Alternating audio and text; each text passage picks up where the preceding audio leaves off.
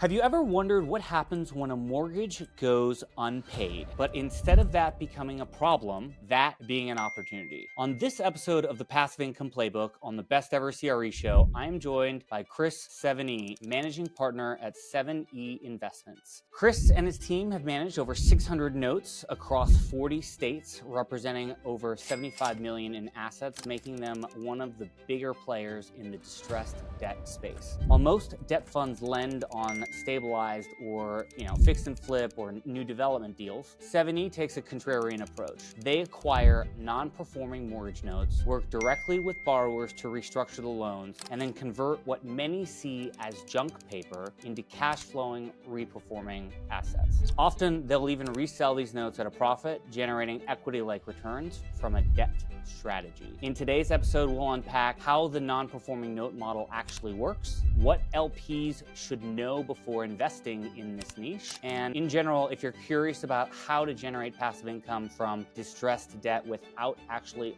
owning the real estate, this episode is for you. And with that, let's dive in. Welcome, Chris. Hey, Pascal, how are you today? I'm doing really well. I'm excited to have you on the show. For all those who don't know, how would you? But Chris and I have known each other for a couple of years now. We're both in the men's mastermind group called GoBundance, and that's how we originally got to know each other. And we actually meet on a call, if not every Friday, every other Friday, to talk about real estate and fundraising and how the passive investments are performing.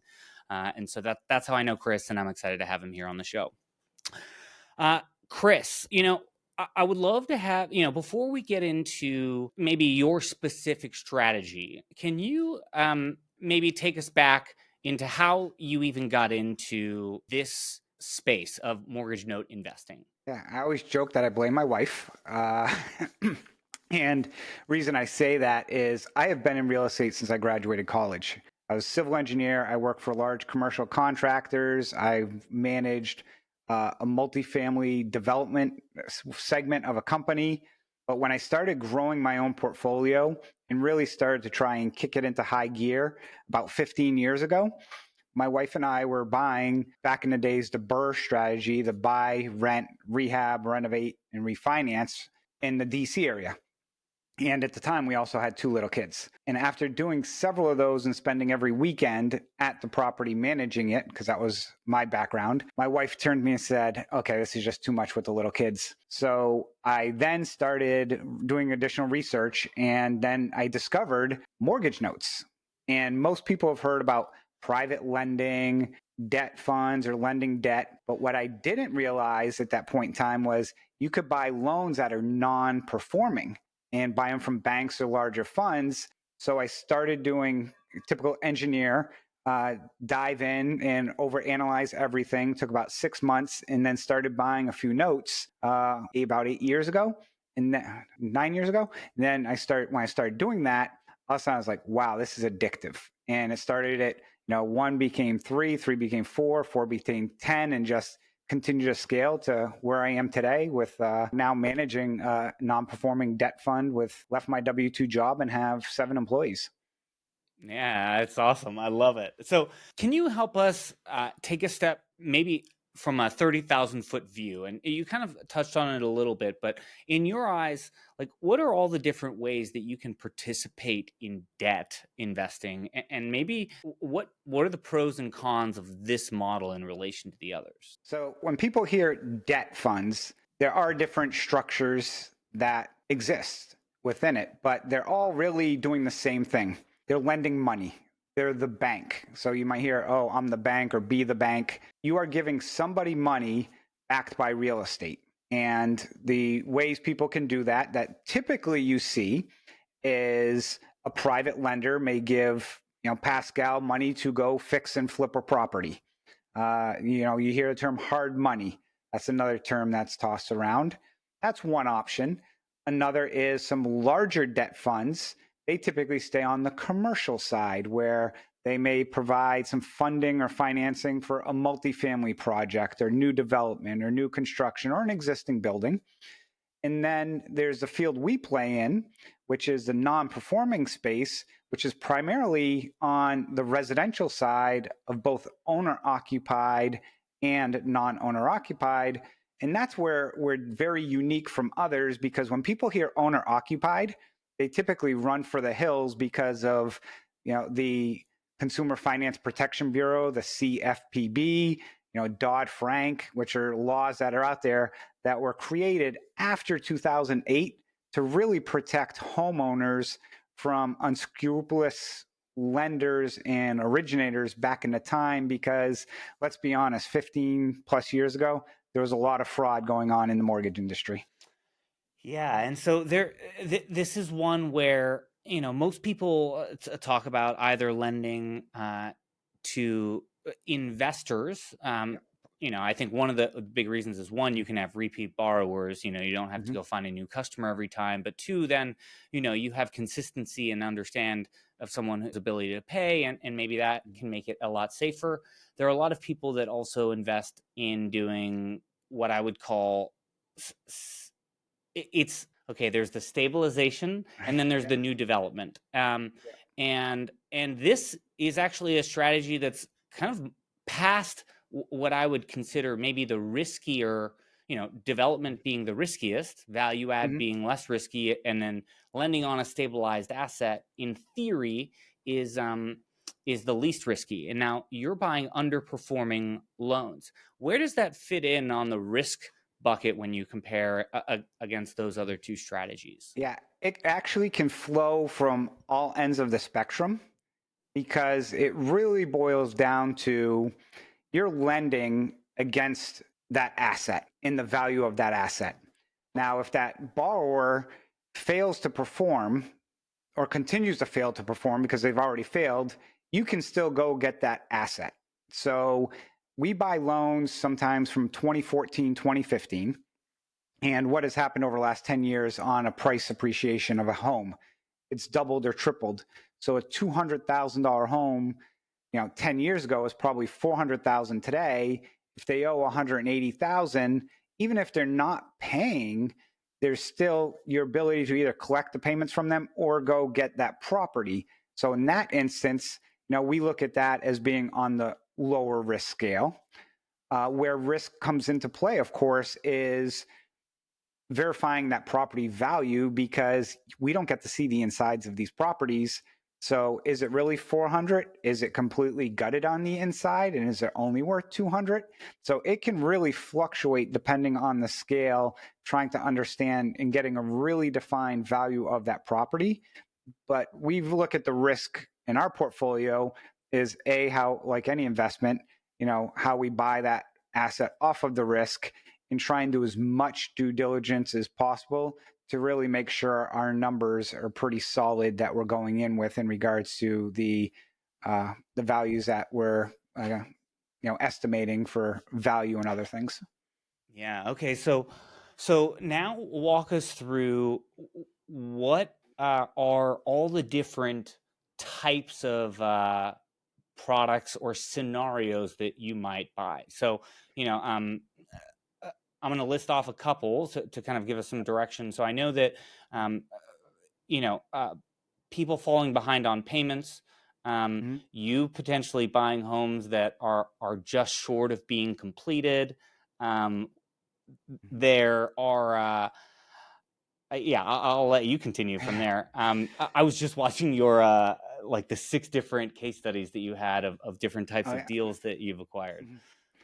Yeah. So typically, if it's a single family home, in almost any instance, we may consider acquiring the loan against that property. So like you mentioned early on, an investor loan. We have bought investor loans where it was a fix and flip that may have taken too long or went over budget. We've bought investor loans that were DSCR, debt service credit ratio, where it's a renter in there and maybe taxes and insurance have shot up and they're struggling with the payments. So we've bought those. We've bought a few construction loans, but those are far and few in between, and they're not strategic. They're part of a group of loans we buy, and there might be one in there. And, and then there's the other owner occupied property that the person's been in that property for, 1 year or 10 years that they, ran into some type of problem. Typically it's due to death, divorce, or job loss or health is typically why people stop paying their mortgage. Most people don't wake up one morning and say, you know what, I'm going to roll out of bed. I'm not going to pay my mortgage this month and not go to, some people may make the option not to go to the gym, but most people don't mindset themselves that I'm not going to pay my mortgage intentionally. Right. Right. Walk us through the process of, uh, walk us through the process of how you find out about these loans, and then what your due diligence process looks like in terms of deciding what's a deal and what's not. It's actually comical because you think, okay, this is part of a finance industry, so you think it'd be like really heavy tech savvy and everything. They send you what's called a tape. It's an Excel spreadsheet with a bunch of information across the top. They?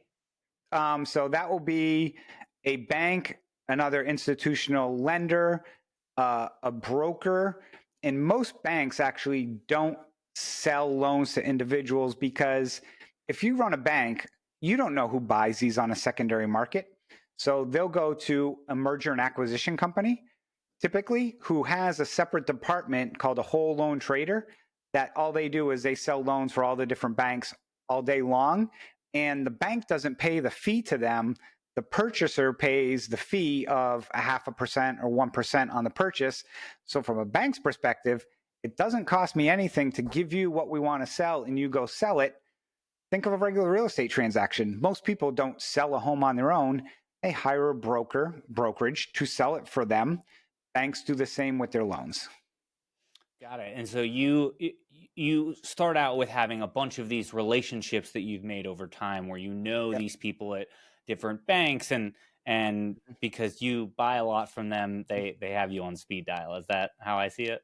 Essentially, for example, we had somebody reach out to us yesterday and like, hey, here's small, it was only 2 assets. Were you interested?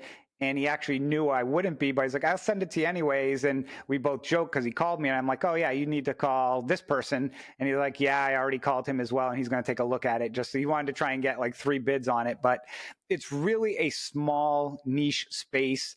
And think about, most aspects of real estate.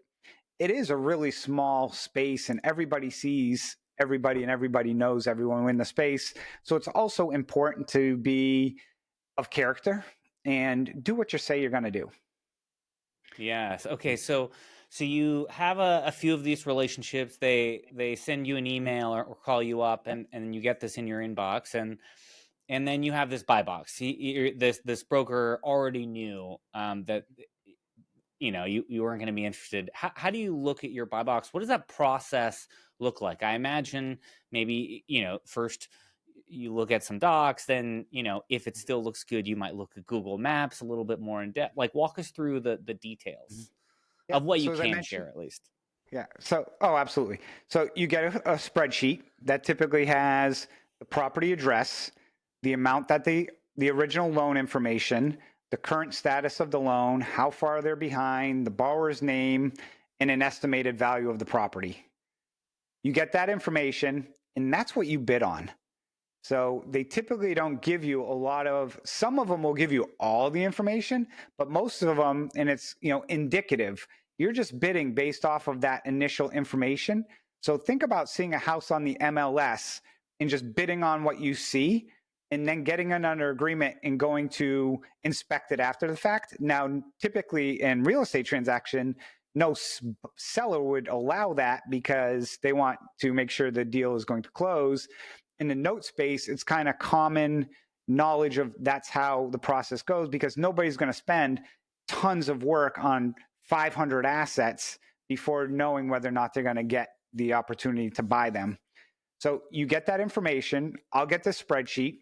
First thing that I typically do is go in Data Tree, which is a website by First American, where I can confirm, okay, that's the borrower, gives me some high-level information on the property, and some values, and use like a prop stream as well, and just confirm their values kind of match what we're seeing on that tape.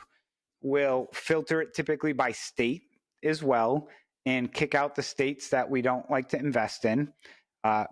Washington, Oregon, New York, Alaska, Hawaii, certain states. Because It's extremely challenging to deal in those states because of foreclosure laws.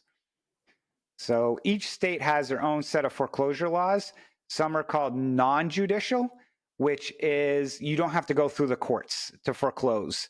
An attorney called a trustee will look at that mortgage and say, okay, we can follow what's in the mortgage and just go foreclose at the property or the courthouse steps. No judges or anything involved.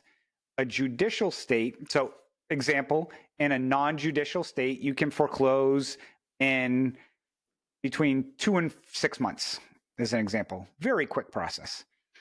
Judicial state is you have to go through the court. So you actually have to file a lawsuit called a complaint and go through all the steps in that process.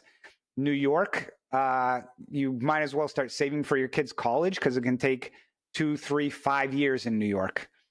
Hawaii, extremely challenging as well. Alaska, we just don't usually see anything, but is also challenging there. Other states that take longer periods of time, for example, most of the Northeast, Florida takes a long time to foreclose. So it really varies by state. So you really got to kind of know what you're dealing with in your mind of when you're doing this due diligence on these assets. is that is there any trend of like that being political, or is it just like, I mean, you mentioned, yeah.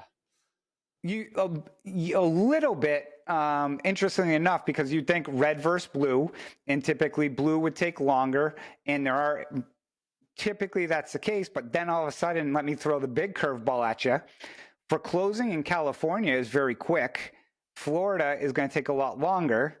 The difference is when you look at those states, if you have to, now after you foreclose, if the person's still there, you still need to evict them. Now, evicting in California is a whole nother animal. Evicting in Florida is, I don't think you're off the phone with the sheriff's department and they're already putting that person out of the house. But to foreclose, so is it, where we see things starting to shift more is, the blue states that are judicial are getting much bluer, if that makes sense. It's much more challenging in longer periods of time to foreclose than the non-judicial, because there is no court system there. It's always going to be pretty quick. And so you have all these, these things come in a loan tape. Do you get to pick and choose loans? Because you mentioned you're trying to toss out certain states, or do you, in some cases, do you have to buy them in bulk? Walk us. Yeah, it's a mix, and really depends on, I think, that size of the tape. I got one this morning that is $77 million, and they came out and said, hey, the seller, of course, would look at a all or nothing bid of one person, but they realize they're probably going to have to take it in tranches. Same thing, we've had a tape recently, it was a $3 million tape. And in that instance, they're like, oh, this is definitely all or none because it was 7 assets and the seller didn't want to have to deal with 7 different buyers and 7 different contracts. Okay. So you have this list, each scenario is different. You're weeding out what you like, what you don't, then what? So then what we'll do is we run it through our, I'll call it calculator, which takes into account, the risk involved, the property value, how long do we, every exit scenario we look at of if we have to foreclose, what does our numbers look like? If they start repaying on the loan, what do our numbers look like? If they file bankruptcy, kind of what does those numbers look like? And we've created essentially a spreadsheet where I can click a button and it actually ties everything together and calculates it. So, and then we evaluate each situation. And from there, we'll look at, okay, what's the worst case situation? And then provide a bid to the seller on the ones we want to bid based off of that. We submit them. And one of the nice things about submitting bids on notes is, unlike real estate where it's kind of first in, early bird gets a worm. Notes is, hey, bids are due Thursday at noontime. So if you send it on Wednesday, great. They're not looking at it until, Thursday at 12:01 when they get all the bids in. So it's not a huge rush, which was one of the nice things of why I got in this space was in my area, if I wanted to go look at a property, and my wife's working and I'm working a W-2, trying to schedule time to go look at something is impossible. I used to call myself when I got started the midnight to 2 investor. When my wife went to bed at night, I'd sit there and be bidding on notes during the evening when it's all nice and quiet because you can do it from anywhere in the world at any point during the day as long as you have an internet connection. Yeah, that's wild. Okay, so um, you mentioned that. Okay, so you're looking through these things. Some of these properties you're visiting, but maybe not all of them. Maybe more in the beginning. We don't spend a penny or go visit any of them before we bid. We are literally taking the seller's value at face value. Now, I'll go, of course, at Google Street View, and if I see the property has been knocked down or burned down, then it's like, okay, I'm not going to consider that. Or if the Google Street View is 3 months old and the property's boarded, we throw that out the window. But one of the things I think a lot of people get the misnomer of when they think of non-performing, they think of like vacant, abandoned homes. We've got a house right now, a loan we just bought right now, just outside of Orlando, Florida. I mean, it's a beautiful 5-bed, 3-bath house with a gorgeous pool and hot tub and was renovated 4 years ago. So it's not just because the borrower's in distress doesn't mean the property is. And so you go through your list, you pick a few out and you put in your bid and you say, yeah, I'd be interested in buying these. Do you submit an offer of like, I'm willing to purchase it for X or is it the same way as buying a home where you're negotiating, where you put in an offer price? So you take that spreadsheet that they gave you and you just add a column that says bid number and you basically send it back to them. This is how old school it is. It's comical, but it's awesome because it's so simple. You send it back to them, and then they will typically come back to you and say, hey, we accept this offer, or they may counter offer as well. And there might be a little bit of back and forth. And, then they accept your offer. And once the offer is accepted, that's when you start the heavy due diligence. And that process typically takes 2, maybe 3 weeks, depending on how many assets are part of that you're buying at that one point in time. Okay, so walk us through that due diligence process. Yeah. So I'll focus on we call it the 3 Ps: the person, the property, and the predicament. So let's start with the person. We will first look at a background search on them. It costs $1.50, and this is insane. For $1.50, I could tell you the last time you got a speeding ticket. I could tell you how many speeding tickets you've gotten. I could tell you where you've got them. Any other, whether, crime somebody's committed or whatnot. One borrower one time had a 17-page rap sheet. It was, amazing to see how much trouble this person got into because I didn't think somebody could get into that much trouble. And it's interesting because you also see what these people were sometimes convicted of. And they are so out there that you can't make this stuff up. Like stuff you see like in satire movies is like some of the crimes that we've seen. People doing give us one. Doing things to animals, using an animal as a partner was one that just kind of, blew my mind. One person was murder. There was one person on there who was a murderer. So it's like, okay, we'll pass on that one. We've had. Wow, that's crazy. So yeah, there's some unfortunate stories as well where we were looking into it and did a search, and the woman's husband and son were shot sitting on the front porch on one of these properties, and it wasn't a bad neighborhood. So there's a lot of things that go into it. But when we look at that person, we run that search. But what we're looking for is criminal history, but also bankruptcy. If somebody's filed bankruptcy 7 times, they know how to scam the system. So we don't want those types of loans. We're looking for the types of people who, again, had an event that happened in their life that just gave them some type of chaos that they're trying to recover from, which leads to then that predicament of trying to figure out what that is. Now you're probably wondering, okay, Chris, how do you figure out that predicament? And all these loans are being held by a company called a servicing company. So for anybody on here who has a mortgage on their property, you never send your payment to the bank. You're sending it to the servicing company. And sometimes you get a letter in the mail that says, hey, now send your payments to this X, Y, or Z. That's because your loan was sold and now it's a new servicing company. So when that loan's sold, sometimes if you're non-performing, it could be me who the payments will be go to next. So as part of that, though, they have records of every single conversation. So think of it as a diary or a journal. Every conversation is documented so you can see all of those notes and go through all of those notes to see what happened and what is happening within the loan. So those two aspects of it. And then last, of course, and most important is also the property. So the way we check the property is we do send companies out there to take photos of the property from the street because you can't walk on private property. Well, then they'll have an agent or somebody provide some type of valuation. Typically, it's called a BPO, a broker price opinion, which is a fancy way to say they take some photos, throw it in a computer, and basically, if you ever ask a real estate agent, hey, can you give me some comps on my property? They'll basically, when you go to sell your house, that's what they do. Same thing. So we'll get information from them in regards to where they think this property is worth. And the other major component we check is title. And we pull title on every property for multiple things.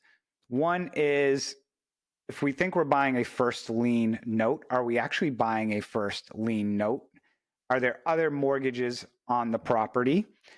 Most people who are not paying their mortgage are also not paying taxes, not paying insurance, might not be paying their water bill or sewer bill. So what are additional costs that we might have to incur because, taxes usurp everything. It doesn't matter. If taxes are $1 that's owed, that still jumps in front of $1 billion mortgage in every situation. So definitely want to do that. We take all of that information and then, have an investment committee that reviews it, but we also take it and send it to an attorney. And we ask the attorney, review the title, review this information. Is there anything in here that could stop us from foreclosing or not allow us to? And some examples of things that we have seen in the past are a power of attorney was signed, but there was no power of attorney document attached to it, so it basically is invalid. The wrong legal description on a mortgage where, Pascal, you live at 123 Main Street, the mortgage doc says, see the exhibit, you have exhibits for 1015 South Street. It's like, it's not the same property. Those are problems. Also, when loans get sold, they have to issue what's called an assignment. So if I sell it to you, Pascal, there should be a document that says it goes from Chris to Pascal, recorded with the county. What happens sometimes is, let's say you sold it to John. Sometimes what gets screwed up is when I sold it to you, they forgot to record the document from me to you, but then when you sold it to John, John records it. So if you look at the chain, if you think of like blockchain of nothing should, everything is sequential, it goes from Chris to John, but it goes from Chris to John, but it never went from Chris to Pascal. That's a problem. So people always hear title insurance is like, oh, I always have to pay for title insurance and it's worthless. I can't tell you how many cases we've seen where we've had to go back to title insurance and file title claims. I'm involved in one right now on about a $700,000 issue where property was foreclosed on and the loan that we had bought was a refinance. So a borrower had, I'm just going to use a rough number, a $700,000 mortgage, but then they got a $300,000 mortgage in second position. When they refinanced that 700, we then, basically bought that loan from the refinance. The borrower went in default, property got sold at auction for $700,000. So we got paid. That second lien holder got zero. They lost $300,000. They filed a lawsuit claiming that they're in first position, not my loan, for two reasons. One is because they were saying, well, our lien was recorded before ours, but on a refinance, it doesn't, you slide back. You're just replacing the position. It's like you're in line. You're just, having somebody, take a bathroom break and stand in line for you, but you're still first in line. And the other was they had a power of attorney that they're then claiming that they didn't authorize their power of attorney to sign the document that allowed us to slide in front of them, which that's not our problem. But this did take 3 years to get resolved. The title company with title insurance spent probably $100,000 defending this case. If there was no title insurance, I would have had to pay all that money to defend this. So I kind of know I went off on a tangent, but I just wanted to kind of share the story of as part of this due diligence. And this was something that couldn't even be seen in due diligence. There's no way of seeing this, but there's so many other things that get picked up. Like we just saw one the other day where they had the wrong property addressed, or there's two people on the mortgage, but only one of them signed. So why didn't the second person sign? There's a lot of issues like that you need an attorney to tell you, okay, is this good or not? So that's really a big part of that due diligence, is flipping every page of the book to make sure we're checking every option. And I know some investors don't do that. They're just like, oh, yep, here's the money. Let's go buy the loan. And it blows my mind. And then after that due diligence period, you basically say, yes, I'll take the loan, and the transaction completes, or no? Yeah. It's 2-3 weeks, or we might adjust the price. The only reasons we typically adjust the price are the taxes were owed more than what we thought they would be. And that's a common, it's, net taxes is a phrase where, hey, I bid 500 and if taxes are 10, then it's just 490. The only other reason is if the property condition or value is way off. And we see that a lot where some sellers will price a property as if it was a brand new construction in the neighborhood, where it's a 60-year-old house that, needs, some work to get it up to speed.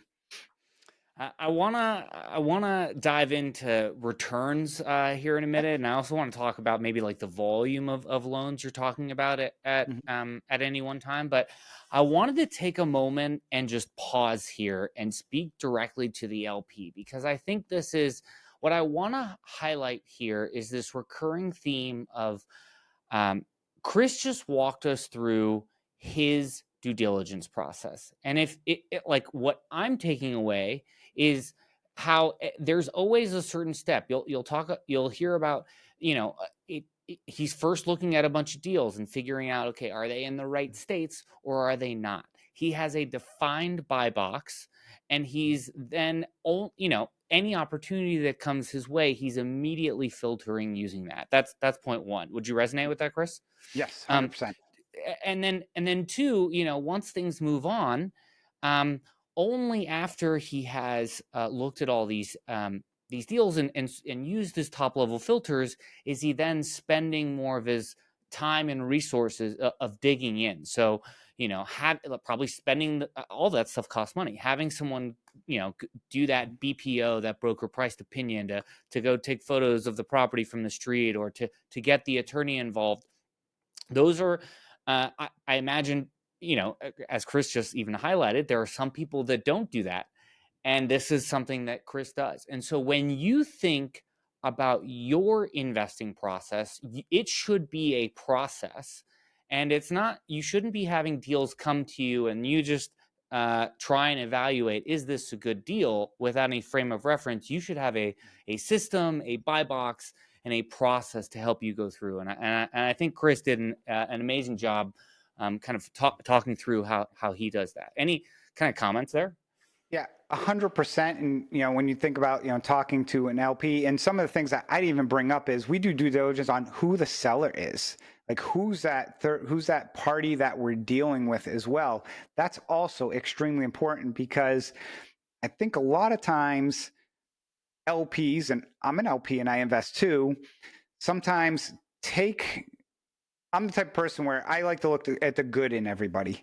And sometimes you, unfortunately, and it's not that people aren't meant to, pose harm and so forth, but you always like to look at the positive in every situation and kind of form a basis or opinion on, on certain facts and so forth without using, again, I'm an engineer by trade, that engineering mind where I take the, heart component out of it and just use my brain on looking at the numbers, looking at the information, looking at what can happen in the situations, and really just having a system in place that is easy, simple, and repeatable, because that's important as well. As the harder you make things for yourself, the less likely you are going to do something. And as an LP, I've seen people who just overanalyze everything and then they never invest because they got the analysis paralysis as well. So there is that balance of you need to do, have systems to follow what you want to do as part of your due diligence with every, LP to GP, but you also have to understand that, you can't kill every single deal. Yeah, and just a quick plug here for the Best Ever community. If you are interested in understanding, putting together a strategy, having a system for investing as an LP, I definitely encourage you to check out the Cashflow Academy and the webinar that we recently just put together that was marketed through Best Ever in putting together kind of a 3-step buy box system. But now that we've had the little plug, Chris, can you maybe walk us through a little bit of how, you have this process, this system for how you're going through and evaluating loans? I imagine that has evolved over time. Maybe how did it start? What were the early lessons you learned working in this space, and how has that due diligence process evolved? I imagine you're adding things as you've had lessons. Adding lots of things. And this is where a lot of people who are in real estate, experience matters, and you don't know what you don't know in most instances. And when we got started note investing, I'm the type of person where I'm always trying to learn, but I still didn't know what I didn't know. And it's just these unique situations of, things that occur. It's like that power of attorney thing I mentioned earlier. Like I missed that and it cost us 6 months on a loan because we had to go chase down additional documentation. The biggest component for me was, and this was early on, somebody told me this and I agreed 100%, which is, don't ever fall in love with a property just because it looks pretty on the outside. It could still be a bad deal. So be careful with that, because let's say the borrower was a high profile attorney who can defend themselves at no cost. Is that somebody you really want to go up against? Most likely no. But the property value is the biggest lessons learned. And early on, when I got started, I was buying loans that were of lower value because of lower cost of entry. And some of them were, vacant, or even I thought they were vacant, but didn't do enough due diligence. And the one story I'll share with that was, and I still remember this, I can picture the house right now. It was in Cuyahoga County, and the borrower had the car parked in the driveway, had a light on in the front, so it appeared that they were occupied. But I missed in the servicing notes that they moved next door. They were living next door. And didn't make sense why, but I just kind of ignored it. And give some rough numbers. The property on paper was worth, and this is back in like 2017, so time frame things. Property was worth about $100,000. They owed like $40,000 on the loan. We paid like $25,000 for the note. So we bought it at, a nice discount. The reason the borrower wasn't living in the property is because there's about 5 feet of water in the basement that he just let it. He had cats running around the house. There was mold everywhere. So when we found this out, we basically tried to get access to go by law, we can secure our investment. He was friends with the people at the water department, the people at the police department. And every time we go to do that, he'd send the police over. So they would basically threaten the people there to go try and get rid of the mold and everything. So he made life hard for us. And this is, I remember this conversation vividly with the water department because we had to pump all the water out. And there was a manhole right in front of the house. Okay. That we're like, oh, we'll just run the hose and pump it there.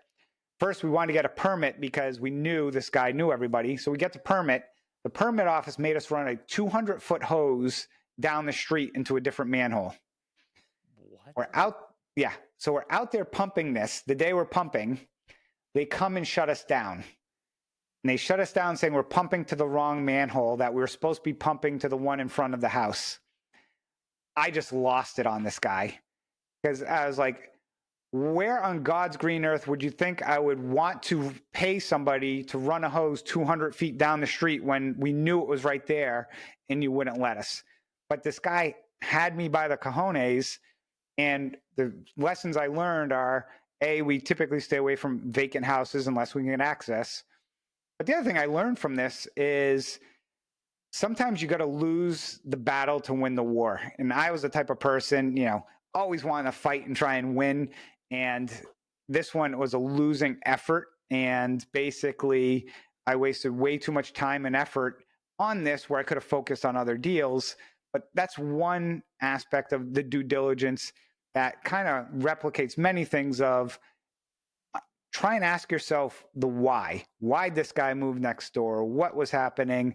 Why is it vacant? And if we see something's vacant, other things we now check are we call the electric company, we call the water company. Is it turned on? Is it on? Because it might look sometimes like it's on, but we've seen people steal power from one house to plug in something in another.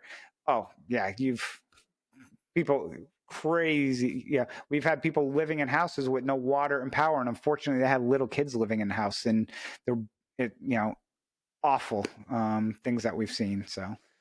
So I want to point something out here again. Talking to the LP is the same thing that Chris has talked about here. Is when you get in the game, you need to have a basic system or checklist, and it's not going. You should set the expectation that every deal is not going to be a home run. That you're going to have 100% hit rate when you make investments as an LP.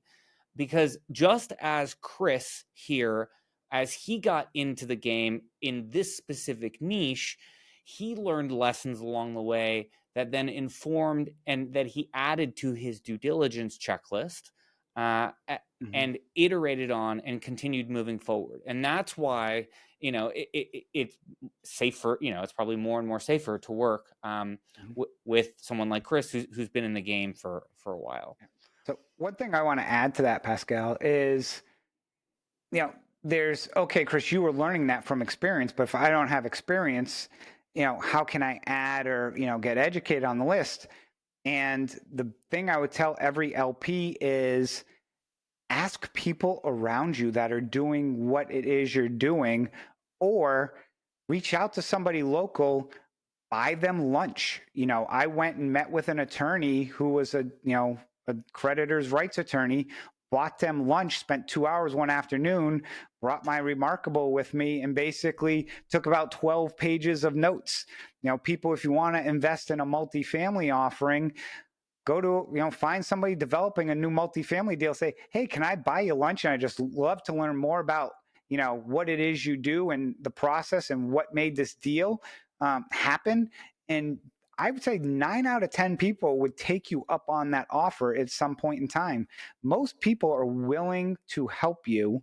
But I think a lot of people sometimes are shy because they might feel like they don't have enough experience, but it's okay. We all start at the same place. We all start at ground zero and take that time to continue to grow and learn. I would love to kind of move on to this topic of returns. And after we hit returns, I would love to discuss risks associated with the model. But so, I think every time I do one of these operator style shows, we're talking to Chris. We want to understand if we, as an LP, were to invest in this strategy, maybe specifically with 7E, how do you structure your fund and why? I guess, how do you structure your fund? I've got some things I want to dig into there. Yeah, no, absolutely. And I know you've done deep dives on our funds too. So, so we structure, so we have two funds. We have a Regulation A, which opens to accredited and non-accredited, and then a Reg D 506C, which is more traditional. So if you're an unaccredited investor out there, which is usually, this is a fund that you can look at. Yep. So our minimum investment right now is $5,000. Our returns are between 8 and 11%. And some people, interestingly enough, look at that and say, that's great. Other people look at that and say, that doesn't get me out of bed. And it really determines, are you in an equity play or an income play? Most debt funds are income plays, meaning that it's a cash flow play. There's not huge upside like building a new construction project and getting that sale in 5 years. They're typically a bunch of pooled loans that just provide that consistent cash flow. The way we have structured our fund, slightly different than some of the other ones that you see.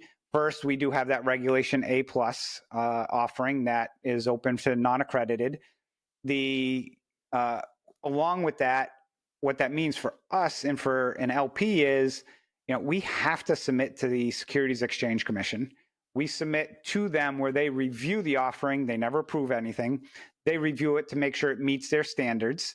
And then we would get what's called qualified. And then that allows us to go sell these on the open market and actually be able to advertise to non-accredited investors. That also requires us to do audited financial statements as well. So we have to be extremely transparent. The other avenues that we structured within our fund is, we currently don't have any debt. And debt is, in the phrase, an enhancer. It can enhance returns. It can enhance risk. It can enhance losses. We don't have any debt on our books. So when you look at the capital stack, our investors are at the bottom or the base of the stack, which is first in line essentially. The other aspect that we structured it was, I own 100% of the common shares. I'm a salaried employee, so we didn't fee it to acquisition, disposition, management, and all these other types of fees. I collect a paycheck every 2 weeks, and I don't get any of the profits from the company until all the investors get their returns that were to them. So, tried to keep things as a, win-win for all parties involved. And I looked at many different factors of, I come from corporate W-2. Also, I've invested in LP. I've ran multiple funds earlier, and those funds were smaller, but I was using those as, I'll use the term testing funds, where go raise several $1 million, see which strategies work in regards to returns. Is there upside versus pref? Is there 2 years versus 4 years versus 6 years? Kind of use that to fine tune my model before we launched, the fund we are in right now 3 years ago, and, structured it from that standpoint. So, your firm does something that I've seen is not it's not common, but I find it uncommon, which is this concept of buying or receiving additional shares. And could you kind of explain that topic, for anyone that has no idea what we're talking about, and why you chose that? So, great question. So in the Regulation A offering, the investors are shareholders. So think about buying Apple stock. You're buying shares of our company, which is incorporated under CWS Investments. You become a shareholder at $10 per share. And we were trying to provide some type of incentive for investors who invest more than the minimum.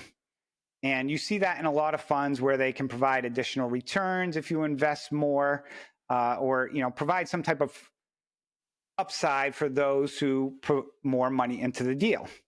Because it is easier to manage one investor who puts in a larger check than many who put in smaller. Yeah, and we have 800 investors right now. So, yeah. But when we were going back and forth with the SEC on what it is we can and can't do, we were looking at different structures or ways to structure this. And the simplest way was to provide what's called bonus shares. So if somebody invested $25,000, that's 2,500 shares, we would give you 100 extra shares. So you would have 2,600 shares that had that preferred return of 8%. So you get 8% pref on 2,600 shares. And then when you cashed out, when the time you wanted to cash out, we have a 4-year lockup. You can stay in longer than that, or cash out half, whatever it is. Then you would get, those extra bonus shares. You could cash those in as well. So you cash in 2,600 shares. So you get proverbially $26,000 at the end versus the $25,000 investment. So an incentive play. So talk to us a little bit about the illiquidity. So there's a lockup of 4, and I think I saw that you maybe get a higher return whether you stay in for 4 or 5 or maybe even 6 years. You can correct me here in a minute, but I'm thinking through why are you holding it for 4 or 5 years instead of maybe doing like a 1-year lockup? Or I imagine some of these loans, when you take them on, you don't know how long you're going to hold them for. It sounds like they're for shorter periods of time, but they can last 3 or 4 years. And you are giving monthly cash flow from these. So walk us through maybe that decision. That's obviously a fun decision that you've made. Yeah, no, 100% a fun decision. The lockup average loan is, we'll say 12 to 24 months. And we came up with the 4-year. I had done prior funds that were 2 years, 3 years, and 4 years. And the 4-year gave the maximum flexibility, because in 2 years or 3 years, what would happen, especially in the 2 years, you might get to the end and have some lagging assets. And, those, if they drag on, can just drag on. So we wanted to give ourselves, I'll call it 2 full cycles of, if each loan took 2 years, 2 full cycles of loans. So that was one reason of that determination. And it's very similar to, people who are doing, I'll call it any type of fix and flip or new construction product. You need time to ramp up, because, it takes time to get, rolling and going, where some other debt funds, yes, they're 12 months, they're originating their paper and they got, the 100% of that cash flow and everything coming in immediately. The other component to this was, we also play in the broker dealer space. And, broker dealers get paid a commission that gets paid upfront when the person invests. And they, if you're paying a commission of, let's just say 5 or 6%, if that's only over a 12 or 24 month period, that's, 2 to 3% per year. That can have a pretty big snip off of some of those numbers, where if you spread that out over 4 years and it's an extra percent per year, in that bucket, it makes it, it makes the numbers work.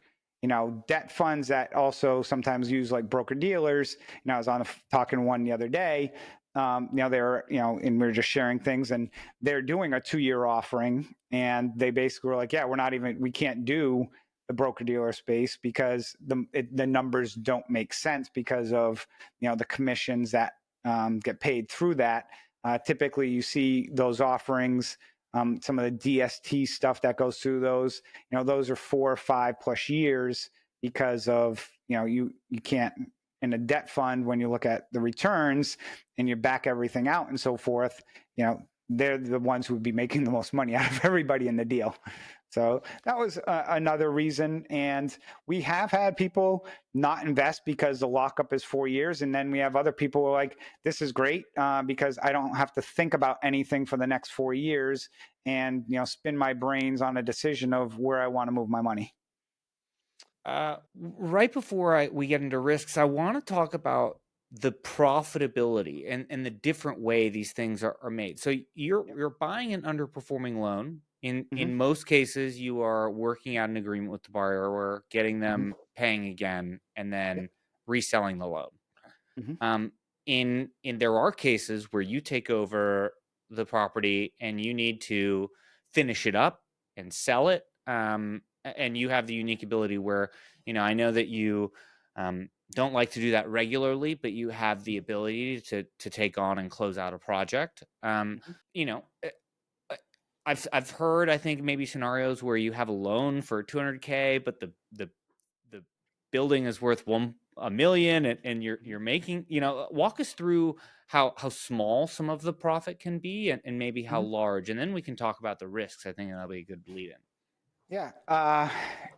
So great question. And there's typically, I'll start with how you make money, because that's one of the questions everyone asks as well. If they're not paying, how do you make money? And I'll call it, the road splits in two directions. If you take the road to the left, that is the borrower wants to play ball with you. And if the borrower wants to play ball with you, then that means they've got some money and the ability to start making some type of payment plan. So I'm going to use some really simple numbers for people. Let's say they owe $100,000 on their house. Let's say the house is worth $200,000. We buy that note for $70,000. So we bought it at a 30% discount. We finally connect with that borrower and say, give me $5,000 down. And if you can continue to make for the next 6 months your $1,000 a month payment, we'll take all the past due fees and everything, we'll put it into a new loan balance and recast that loan, basically like re-amortize it, and the loan maturity date might extend by 2 years or whatever the case may be. So when you look at the numbers like that, you get $5,000, from them to start, and then they make 6 months of payments for $1,000. So now you got $11,000. You adjust the loan. The reality is most people know the majority of money for the most of the loan goes towards interest versus principal. So that $100,000 balance didn't come down by $11,000, even though that's what they paid, may have come down by $5,000. Now that borrower is called reperforming because they're back paying again and got the loan current and continuing to make payments, we turn around and we'll sell that loan that's now at $95,000 balance at 80 cents on the dollar, which would be $76,000. So if we started at 70, got 11 at 59, sold it for 76, now we just made $17,000 on a $70,000 investment over the course of a year. Maybe it takes 8 months. On a non-performing loan, you're going to want to target some type of return, starting at around, on a loan by loan basis, of 20%, plus, because of, we'll talk about risk in a second. So the other options that can happen in that situation is the borrower might refinance because you got them current on a loan, so you're helping them get their credit. So maybe they refinance. Maybe they sell the property. Some people sell the property. You can still get a full payoff at that point in time as well. If they don't play ball, then you do have to go that foreclosure route where you can either offer them cash for keys to give you the property, or you go through the foreclosure process. At foreclosure, we had one recently where we were owed $130,000 on the loan. The property sold to a third party at auction for $150,000. So we get our $130,000. Somebody else buys it, so we don't have to take that property back. Some instances, as you mentioned, yes, we do take the property back, and we've got the ability to, update it or do other types of components, as you mentioned. Not something that we want to do on a consistent basis. Do I sometimes get that little itch from 25 years of doing that to do it once in a while? Of course I do, but you also quickly remember all the headaches of why I got out of that business as well. Yeah, and then maybe like a best case scenario. What's been maybe your best deal? The best deals are the ones when some of the lenders don't know what they have. Perfect example. I'll give two. One of them was recent, where the loan was non-performing. The the unpaid balance was on the loan, we're going to say $500,000, but all the fees and stuff because of default interest and everything was about $700,000. Okay, we paid $500,000 for it, for a $700,000 loan. The property was on the market, sale pending. So we bought the loan. 4 days after we bought the loan, they sold the property for $1.1 million. We got $700,000.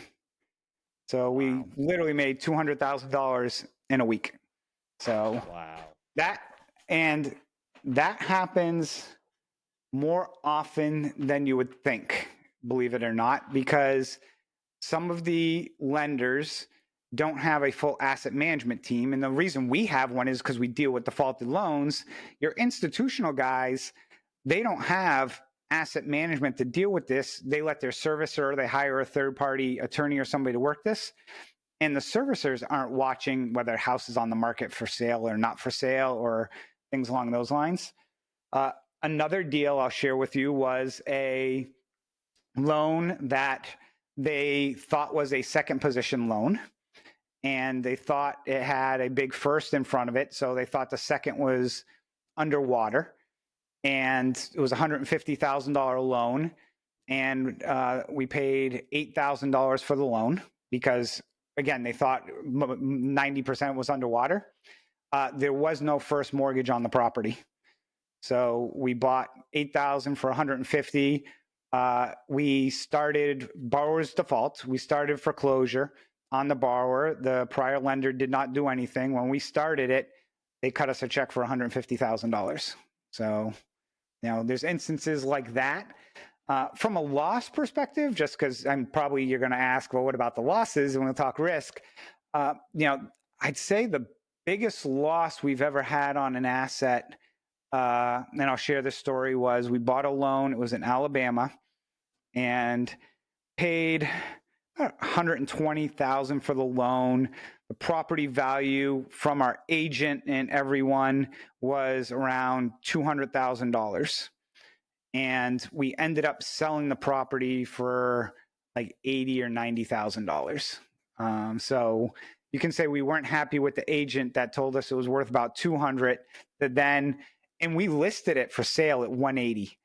And then they're like, no showings after a month, no showings. And some of the comps we saw in the area were, $150,000 to $200,000. But, the inside of this property just needed probably $50,000 to $60,000 worth of work. And we, at that point in time, did not want to, it wasn't worth the effort and time to, instead of call it $30,000, to lose 20. I'm not going to spend people's resources, because we look at, okay, maybe we could recapture 10,000 of it. We'd be much better off focusing on new loans that can make us more than that type of loss. Yeah. So I imagine all these risks are risks that you slowly move away because you have improved your due diligence process and have more experience. Yeah. But and I imagine maybe the risks are different. Probably still in the industry wide, there are risks, and then maybe risks that you've that are smaller risks because of the due diligence process. But tell us more. So one is comps. Like one of the risks is just like the inside of the place, because you can't go in there. You have no idea. And so that is a risk. What are the other types of risks that happen? So I'll look at, there's controllable risk and uncontrollable risk. And the way I factor what's controllable, some of that property values, I view that as controllable. I probably could have done a better job and did more on that. Other types of risk are not only the value, but where's the property located? If it's in a very rural area, it could still be a nice property, but it could take you a year to sell it, especially if we've seen property in the past. There was this one property that was owned by a former football player in Pennsylvania, Western Pennsylvania, and guess who he played for? And this house was like a 13,000 square foot house, literally in a small town that I don't think any other house was above 2,000 square feet. So we did not buy that loan, but that's another type of risk that's kind of like common sense in regards to understanding the property. The uncontrolled type of risk is a borrower suing you. Borrower can sue for anything. A borrower can contest a lawsuit. A borrower can hide, so you can't serve them with a lawsuit. So that can stretch out your time. And I've had every single one of those happen to me. Some other controlled risk that also, we are a very vendor-driven business. Attorneys, servicers that we use, time is money and such an important factor. If you're working with an attorney or a servicer who moves at a snail's pace or kind of comes and goes, and when I got started in this business, I was like, oh, wow, an attorney, like you put them on a huge pedestal because of how smart they are and everything else. Doctors, same thing. We all know somebody who's a doctor, an attorney, a dentist, an engineer, who you wonder how they can get out of bed and tie their own shoes in the morning. And the reality is, some people can be the smartest on the planet, book smart, but no personality or no street smarts. And that is such an important component, where we had a case recently where we were already, I'll use a phrase, but pregnant with this attorney that they've done. We've been with them for about 6 months and already gone down the road with them. So we're kind of like, okay, now we're married to them and just gotta, live with them. And this attorney was just so painful. And we kind of were like, oh, it's one of those things, like anything. We should have broke up with him. We didn't. Finally, he got fired, and then they have a new attorney on board that we're working with, and the new attorney within the firm is asking us, why do you do this? Why do you do that? Like, what? None of this makes sense. And I'm like, thank you, because we were asking some of these questions, but he was giving us a response that sounded good enough that, because we're not attorneys, so he could talk the talk, and, we were kind of just going with it, and now got everything turned around. And again, looking back at a controlled risk, vetting, due diligence, on your vendor is extremely important. Man, all the things you learn as you build and invest and build a portfolio. Chris, this was incredible. I thoroughly enjoyed this. I think our listeners will also get a very great takeaway about note investing. Where can investors learn more, find more about you, connect with you online? Yep. So they can go to our website, 7einvestments.com. That's the number 7, the letter E, investments.com. You can find me on LinkedIn. There's only one other Chris Seveney that I know on the planet. So just pick the better looking one and you will get me. So yeah, that's the 2 places most people reach out and communicate with me, is either through our website or, of course, on LinkedIn. Amazing. And as a reminder, if you are looking for LP deal flow, like some of the opportunities that Chris has, his Reg A deal and his 506C deal are both in our database. You can find that at passiveinvestingstarterkit.com. It's one of the best ways to see over 700 different deals that I update every week, so you can be a better investor and have better selection. And with that, this is the Passive Income Playbook, part of the Best Ever CRE show. We drop new episodes every Thursday, so be sure to tune in each week. I'm trying very hard to bring you stuff that I think is helpful. As always, if reach out to us on LinkedIn, just say hi, let us know that you loved a certain episode. That really helps. And thanks for tuning in. We'll see you next week for another episode of the Passive Income Playbook.